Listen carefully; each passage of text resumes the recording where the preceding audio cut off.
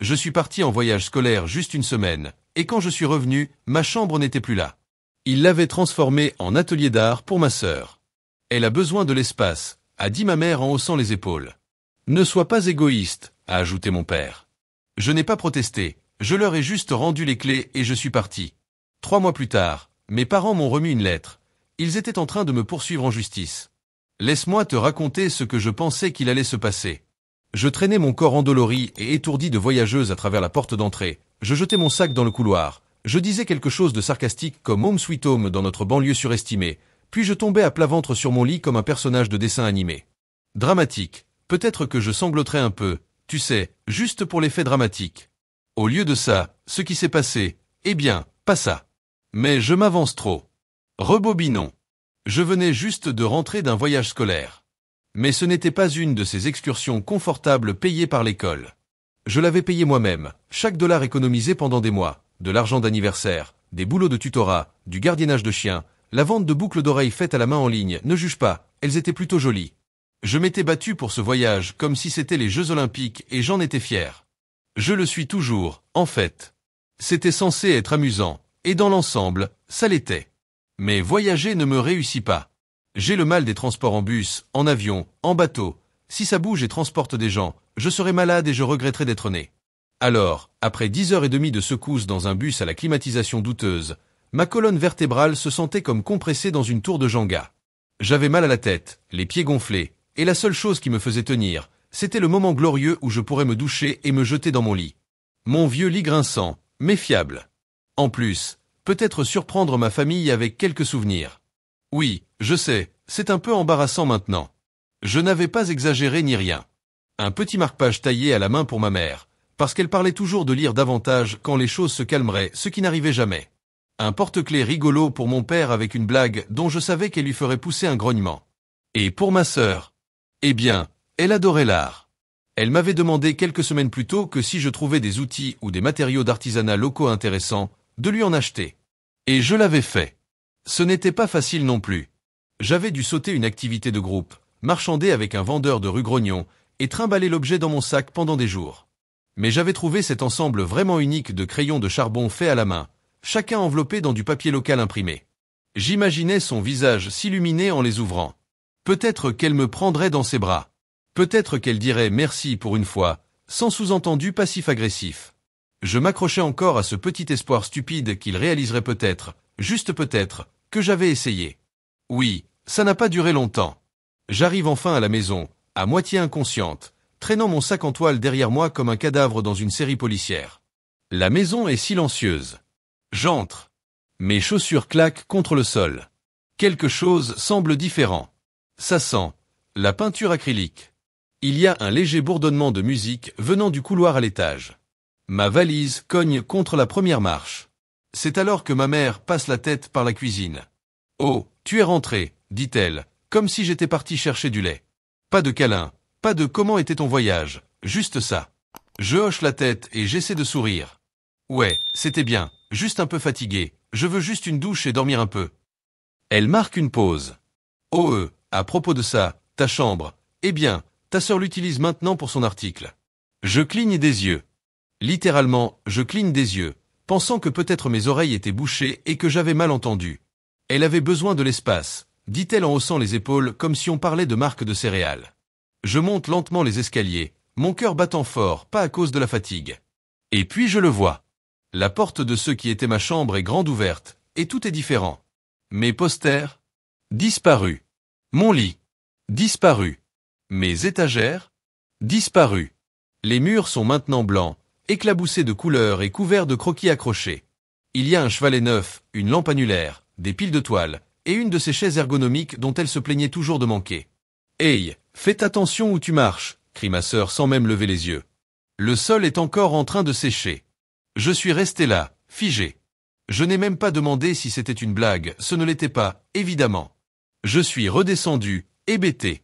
Mon père était sur le canapé, regardant un documentaire animalier, comme si c'était n'importe quel mardi. « Salut, gamine, dit-il. Ne sois pas égoïste, d'accord ? Elle essaie de se construire un portfolio. De toute façon, tu vas avoir 18 ans bientôt, non ? Parce que, bien sûr, Les personnes qui approchent de 18 ans n'ont pas besoin de lit, ni de respect humain de base. Et mes affaires, ai-je demandé. C'était tout ce qui me venait à l'esprit. Ma voix était faible. Tout est emballé dans des cartons dans le garage. Tu peux les récupérer quand tu veux. Je n'ai pas parlé. Pas vraiment. J'ai juste hoché la tête. J'ai sorti les clés de la maison de ma poche, celles que j'avais depuis mes 13 ans, et je les ai posées sur le comptoir de la cuisine. Je n'ai pas fait de scène. Je n'ai pas crié. Je n'ai pas claqué de porte. Je suis simplement parti. Il y a eu un moment, peut-être deux, de silence. Puis j'ai entendu ma mère derrière moi. Où tu vas? Tu n'as même pas encore 18 ans. Ne sois pas dramatique, a ajouté mon père sans même tourner la tête. Ce n'était pas du drame. C'était de la clarté. C'est drôle. On penserait que quand ton monde change ainsi, ce serait bruyant, explosif, mais non. Ça a été silencieux. Comme l'absence de quelque chose qui n'avait jamais vraiment été là au départ.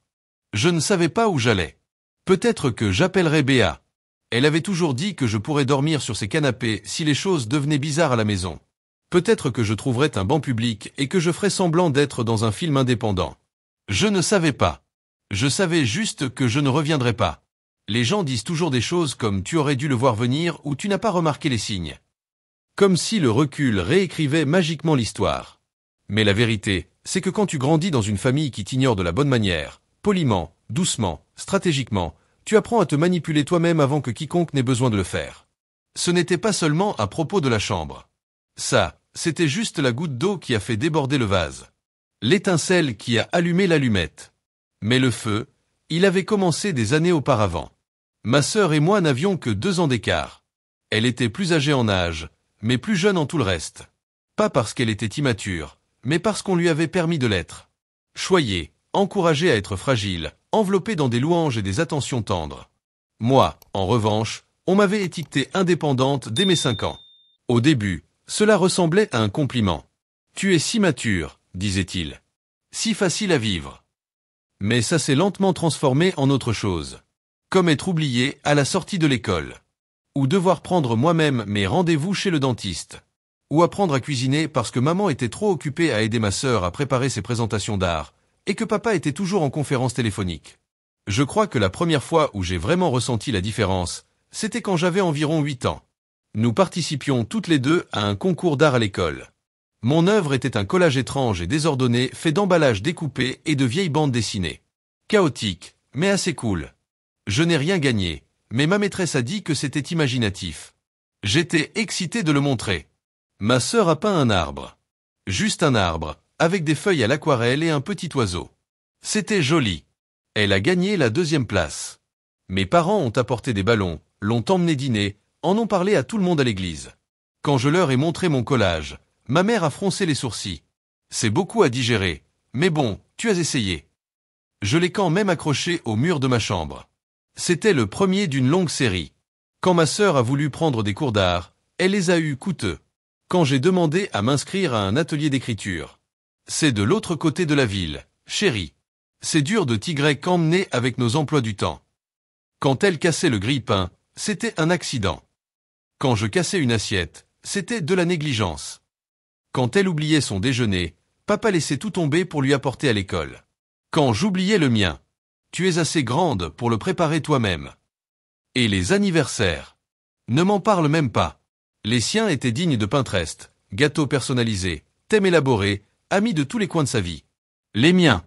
Généralement un gâteau acheté à la hâte au supermarché et un SMS de ma tante disant « Oups, je croyais que c'était la semaine prochaine ». Alors je me suis accroché au bon moment, aux miettes. Mon père me félicitant d'un distrait fille intelligente avant de retourner à ses emails. Ma mère m'achetant un livre une fois parce qu'elle pensait que ça me plairait, un truc tranquille. Ils n'étaient pas des monstres. Juste sélectivement attentifs. Sélectivement affectueux. Le genre de personnes qui disent je t'aime avec leurs mots mais pas avec leurs actes. En grandissant, j'ai arrêté de demander. J'ai arrêté de leur montrer mes victoires. Ça ne comptait pas. Elles appartenaient toujours à quelqu'un d'autre à elles. À 16 ans, j'étais devenu un figurant dans ma propre famille. Je payais mon propre forfait téléphone. Je postulais pour des petits boulots et faisais des shifts après l'école. Je gérais mes propres horaires, mes propres finances, tout. Je nettoyais en silence. Je mangeais en silence. Je vivais en silence. Et j'étais félicité pour cela. Elle ne nous cause jamais de problème. Elle n'est pas exigeante. Ce qu'il voulait dire, c'était, elle n'a pas besoin de nous, donc nous n'avons pas besoin de faire d'efforts. Ma sœur, en revanche, pouvait pleurer pour un stylo cassé et recevoir tout à nouveau 7 en 2 jours. Une fois, j'ai eu de la fièvre et je me suis évanoui dans la salle de bain. Je me suis réveillé 1 heure plus tard dans une maison vide. Ma mère était partie faire les courses, mon père était au travail, ma sœur à son club d'art. Personne n'avait remarqué que j'avais disparu. Je ne l'ai pas dit. Parce qu'à ce moment-là, j'avais compris qu'il ne sert à rien de faire du bruit quand personne n'écoute. C'est pour cela que l'affaire de la chambre m'a tant touché. Ce n'était pas juste l'espace. Ce n'était même pas le lit. C'était la confirmation finale de ce que je savais au fond. J'étais jetable. Ils ne m'ont même pas envoyé un seul message pendant que j'étais parti. Pas une seule fois. Ma mère a dit plus tard qu'il ne voulait pas me déranger. Mon père a plaisanté en disant qu'il pensait que j'avais besoin d'une pause loin d'eux. C'est drôle comme ils enveloppaient toujours leur négligence dans de jolis rubans. On te laissait de l'espace. Bien sûr. Tellement d'espace qu'ils m'avaient complètement effacé. J'ai essayé de rester forte en partant, vraiment. Mais quand je me suis éloigné de la maison de Béa, je me suis assise sur un trottoir, et je me suis tout simplement effondré. Pas de manière dramatique, comme dans les films. C'était plus silencieux que ça. Une lente fuite de douleur que je ne savais même pas que je retenais. Je ne savais pas où j'allais après. Je n'avais pas de plan. Mes examens approchaient. Je n'avais nulle part où dormir de façon stable. Ma sœur avait un studio d'art. Moi, j'avais un sac de voyage et un porte-clés souvenir qu'elle n'ouvrirait jamais. Une personne m'est venue en tête, ma grand-mère. Je ne l'avais pas vue depuis longtemps. Pas parce que je ne voulais pas, mais parce que la vie devenait bruyante, et lui rendre visite avait toujours semblé être une pause loin de ce bruit. Elle vivait dans une maison de retraite modeste de l'autre côté de la ville. Rien de luxueux. Mes parents l'appelaient suffisamment bien. Je pris note mentalement de lui rendre visite bientôt. Pas parce que j'attendais quelque chose, mais parce que parfois, quand tout le reste s'effondre, tu veux juste voir quelqu'un qui se souvient de qui tu étais avant que tu ne sois fatigué. Quand tu dors sur le canapé de quelqu'un d'autre, tout semble temporaire. Même toi. La famille de Béa a eu la gentillesse de me laisser rester quelques jours. Mais je pouvais le sentir. Les sourires tendus de sa mère. Les silences gênants quand j'entrais dans la cuisine. Les petites phrases comme « Tu es sûr que tes parents sont d'accord avec ça ?» Comme si ça avait encore de l'importance. Je ne m'attendais pas à une suite 5 étoiles. Je voulais juste exister sans déranger. Terminer l'école sans m'effondrer. Les examens finaux approchaient. Je manquais de vêtements propres. Chaque fois que quelqu'un m'offrait quelque chose, du shampoing emprunté, des restes de dîner, je me sentais rapetissé, comme un fantôme dans la vie de quelqu'un d'autre. Techniquement, j'étais toujours lycéenne. Mais je ne me sentais pas comme telle. Je me sentais entre deux mondes, trop vieille pour demander de l'aide, trop jeune pour disparaître sans que cela pose problème. Et puis il y avait ce silence. Pas un seul message de mes parents. Pas un appel. Pas même un « Es-tu vivante ?» Ça aurait dû faire plus mal. Mais honnêtement, je n'étais même pas surprise. Ce qui m'a surprise, c'est à quel point la douleur était silencieuse. Comme si j'entendais enfin quelque chose que j'avais ignoré pendant des années. J'ai commencé à éviter les gens qui posaient des questions. J'ai dit à l'école que je restais chez des membres de la famille, ce qui, techniquement, n'était pas un mensonge. La mère de Béa étirait sa patience chaque jour un peu plus. Je savais que je ne pouvais pas rester là longtemps. Il restait 10 jours avant mon anniversaire. 10 jours avant que je sois légalement adulte. 10 jours pour comprendre ce que être adulte signifiait sans avoir de foyer. Alors je suis allé voir la seule personne qui m'avait toujours vraiment vu. Ma grand-mère. Elle vivait dans une maison de retraite bon marché, qui sentait la pomme de terre bouillie et les vieux journaux. Mais elle disait aimer cet endroit, ou du moins, elle faisait semblant. Sa chambre était petite, avec des rideaux en dentelle et une couverture au crochet plus vieille que moi. Je n'avais pas prévu de lui dire grand-chose. Je pensais qu'on s'assiérait, qu'on boirait du thé tiède, et qu'on parlerait de tout et de rien. Mais dès que je suis entré, elle m'a regardé et a dit « Il s'est passé quelque chose ». Elle savait toujours. J'ai essayé de plaisanter. J'ai dit que je faisais un peu d'introspection. Ça n'a pas marché. À la 2e tasse de thé, j'ai craqué. Je lui ai tout raconté. Pas la version édulcorée que je racontais à Béa. La vraie. Le studio d'art. Le canapé. La vie empaquetée dans des cartons. Le silence de mes parents. comment je leur avais ramené des souvenirs et qu'ils ne m'avaient même pas demandé si j'étais rentré saine et sauve. Je m'attendais à de la pitié. Je n'attendais pas ce qui est arrivé après. Ma grand-mère est restée parfaitement immobile pendant une seconde. Puis elle a dit, « Bien. » Elle a cligné des yeux. « Bien. Tu es sorti. Sors et ne te laisse plus jamais retenir. » Je ne savais pas comment répondre. Alors elle a répondu pour moi. Elle a ouvert le tiroir de sa table de nuit et en a sorti une grosse enveloppe scellée avec un élastique, un peu froissé. « Ce n'est pas de l'argent, » dit-elle avant que je ne puisse demander. « Pas encore. Mais c'est comme ça que tu vas arriver là où tu dois aller. » Je l'ai regardé fixement. Qu'est-ce que c'était? Des informations bancaires? Des formulaires juridiques? Une lettre pour mon futur avocat? Je prépare ça depuis un moment, a-t-elle ajouté. J'ai hésité. Grand-mère, je ne veux pas que tu sacrifies quoi que ce soit pour moi. Elle m'a interrompu d'un geste de la main. Je ne sacrifie rien. Je donne. C'est très différent. Je n'ai pas pris l'enveloppe tout de suite. Mais le poids dans sa main disait tout. Ce n'était pas juste de l'aide. C'était un avenir. Un avenir qu'elle avait construit en silence, pièce par pièce, pendant que tout le monde m'oubliait. Cette nuit-là, j'ai finalement ouvert l'enveloppe. Il n'y avait pas d'argent liquide. Juste des documents propres et soigneusement pliés. Une liste de comptes d'épargne. Une note de son avocat. Et au-dessus, écrite de sa main, une courte phrase. Je ne peux pas te donner une maison, mais je peux t'offrir une échappatoire. Les jours suivants sont passés vite. Plus vite que ce que je pouvais assimiler. L'avocat de ma grand-mère a confirmé que tout était légal. Elle ne pouvait pas me transférer la totalité avant que j'aie 18 ans. Mais elle pouvait m'aider avec ce qu'elle appelait des fonds de préparation. J'ai trouvé un petit studio, mais c'était à moi. J'ai signé un bail court terme. J'ai payé d'avance. J'ai dormi par terre les 2 premières nuits parce que je n'avais pas encore de matelas. Mais ça paraissait mieux que n'importe quel lit que j'avais jamais connu. Je continuais de rendre visite à ma grand-mère tous les jours après l'école. Nous remplissions des papiers ensemble. On commandait à emporter. On regardait de mauvaises émissions de jeux télévisés et on se moquait des mauvaises réponses. Elle me racontait des histoires que je n'avais jamais entendues. Son premier amour. Comment elle chantait dans une chorale d'église. Comment une fois elle avait giflé un homme qui avait insulté sa cuisine. C'était paisible. Trop paisible. Avec le recul, il y avait des signes. Une ombre à l'horizon. Une oppression dans ma poitrine chaque fois que je regardais mon téléphone. Une tension que je n'arrivais pas à nommer. À l'époque, je pensais juste que je m'adaptais. Que je me reconstituais. Que je découvrais qui j'étais sans une maison pleine de gens qui agissaient comme si je n'existais pas. Je n'avais pas réalisé que les nuages d'orage s'accumulaient déjà. Que les choses allaient changer encore une fois. Et pas du tout de la manière que j'avais espéré.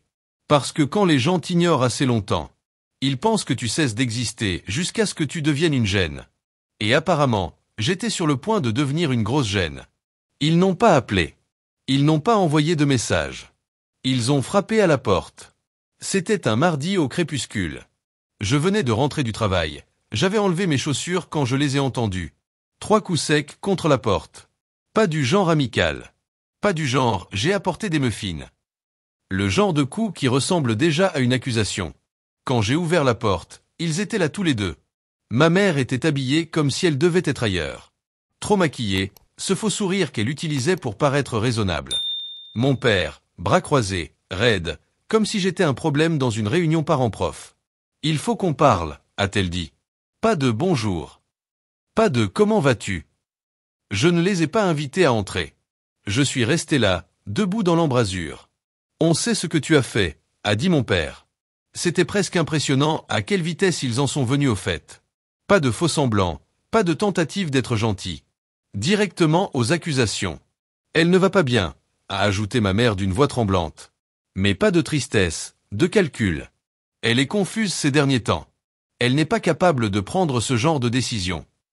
Je l'ai regardé fixement. « Tu parles de grand-mère. Tu as profité d'elle, a dit mon père. Tu l'as manipulée pour qu'elle te donne accès à ses finances. » J'ai ri. Ce n'était même pas voulu. Un petit rire sec, étouffé, qui ressemblait presque à une toux. Je n'ai profité de rien. Elle me l'a donné. Elle l'avait planifié depuis des mois. « Tu crois qu'on va gober ça ?» a craché ma mère. « Non, ai-je répondu. Je m'en fiche de ce que vous croyez. » J'ai commencé à fermer la porte. C'est alors qu'elle a sorti une feuille de papier crème pliée, avec un en-tête d'avocat. On se verra au tribunal. Ils avaient déposé une plainte. Abus financier envers une personne âgée. C'étaient les termes qu'ils utilisaient. Ils affirmaient que ma grand-mère n'était pas saine d'esprit, qu'elle avait été manipulée, qu'on l'avait isolée de sa vraie famille, et qu'on l'avait trompée pour lui faire signer le contrôle de ses comptes. Et ainsi, la vie que je construisais a commencé à trembler. Pas à s'effondrer. Pas à exploser. Juste, trembler, comme une maison secouée par le passage d'un train. L'avocate de ma grand-mère m'a appelé immédiatement. Elle était furieuse. Elle disait que c'était une tentative de discrédit grossièrement évidente. Mais il fallait quand même présenter des documents, faire des dépositions, passer des évaluations médicales. C'était réel maintenant. Ce n'était plus juste du drame familial. C'était des dates d'audience, des numéros de dossier, des signatures. Ma grand-mère, de son côté, était furieuse. Elle est allée chez son médecin ce jour-là même. Elle a exigé une évaluation psychologique complète. Elle a passé tous les tests, avec un sarcasme sec et une mémoire plus vive que la mienne. Elle a donné une copie des documents judiciaires au directeur de la maison de retraite, et lui a demandé calmement de témoigner pour elle. Il a accepté sans hésiter. Il m'a même envoyé un message ce soir-là. Qu'ils viennent. Ils m'ont sous-estimé plus longtemps que tu n'as été en vie. J'avais peur. Parce que je savais à quel point ils étaient doués pour retourner les situations. À quel point ils savaient jouer les parents inquiets. Ils l'avaient déjà fait à l'école, à l'église, même avec les membres de la famille. Ils avaient un ton, un regard, un script. Ils avaient l'habitude que les gens les croient. Et moi, j'étais juste la fille qui est partie. La capricieuse. La difficile. Celle qui ne répondait pas aux appels. Celle qui ne venait pas aux dîners familiaux. Ils allaient me peindre comme une ingrate. Une manipulatrice intéressée par l'argent. Je ne voulais pas d'argent. Je voulais juste un lit. Un endroit. Une vie qui ne ressemblait pas à une punition pour exister. Le procès n'a pas duré longtemps. Leur dossier était faible, précipité, plein de contradictions. L'évaluation de ma grand-mère a tout balayé. Son médecin a témoigné qu'elle était mentalement compétente et extrêmement lucide. Le personnel de la maison de retraite a confirmé. Leur propre avocat les a abandonnés une semaine avant l'audience prévue, disant qu'ils étaient non coopératifs. Ils ont essayé de se rétracter, d'essayer de faire passer ça pour un malentendu, qu'ils avaient peut-être réagi de façon excessive par inquiétude, qu'ils voulaient seulement ce qu'il y avait de mieux pour maman. Mais c'était trop tard. Le bouche à oreille avait commencé. La famille élargie a commencé à poser des questions. Une tante m'a appelé, furieuse. Apparemment, mes parents avaient raconté à tout le monde que ma grand-mère ne se souvenait même plus de son propre nom. Que sa santé déclinait gravement. Personne n'avait pris la peine de vérifier. Maintenant, ils vérifiaient. Et ça ne collait pas. Ma grand-mère a mis ses papiers à jour. Cette fois, elle m'a nommé officiellement comme son mandataire médical. Si jamais sa santé se détériorait, je prendrais les décisions. Pas sa fille. Pas son gendre. Je lui ai demandé si elle était sûre. Elle a répondu oui, sans cligner des yeux. Ils ne peuvent pas décider comment je quitte ce monde, a-t-elle dit. Ils ont déjà décidé de combien je comptais dans celui-ci. Un mois est passé. Je me suis concentré sur l'école, sur le travail, sur respirer, sur me rappeler que j'avais le droit d'exister. J'ai été accepté dans un programme universitaire à l'autre bout de l'État, avec une bourse complète. Un rêve que je n'avais jamais cru possible pour moi. Quand je l'ai annoncé à ma grand-mère, je m'attendais à ce qu'elle hésite, à ce qu'elle me demande de rester, qu'elle dise qu'elle avait besoin de moi près d'elle. Elle ne l'a pas fait. Elle a juste souri et dit « Il est temps que tu partes ». Je lui ai promis de venir la voir chaque week-end. Elle a levé les yeux au ciel. J'espère bien. Nous avons trouvé une nouvelle maison de retraite plus proche du campus. Plus sûre. Plus chaleureuse. Il y avait un jardin. Un chien de thérapie. Des concerts le mercredi. J'ai payé la différence de prix avec plaisir. C'était comme construire quelque chose. Quelque chose de réel. Quelque chose qui était à moi. Les années ont passé. Je suis diplômé. J'ai trouvé un emploi que j'aimais vraiment. J'ai loué un meilleur appartement. J'ai payé des impôts. J'ai passé des appels administratifs d'adultes. Et tous les dimanches, je rendais visite à ma grand-mère. Son argent a fini par s'épuiser. Mais le mien, non. Et j'ai pris le relais sans même y penser. Ce n'était pas un fardeau. C'était un honneur. Elle a vécu plus longtemps que personne ne l'avait prévu. Elle riait plus fort que quiconque de son âge n'aurait dû le faire. Elle racontait des blagues inappropriées aux infirmières. Elle me faisait des discours d'encouragement avant mes entretiens d'embauche. Elle a vécu. Et quand elle est finalement partie, c'était en silence, en paix, pendant son sommeil. Je lui ai tenu la main jusqu'au bout. Elle m'a laissé une note. Juste une ligne. Tu m'as donné une seconde vie. J'espère t'avoir donné la tienne. Je n'ai pas invité mes parents aux funérailles. Ni ma sœur. J'ai entendu dire qu'ils sont toujours ensemble.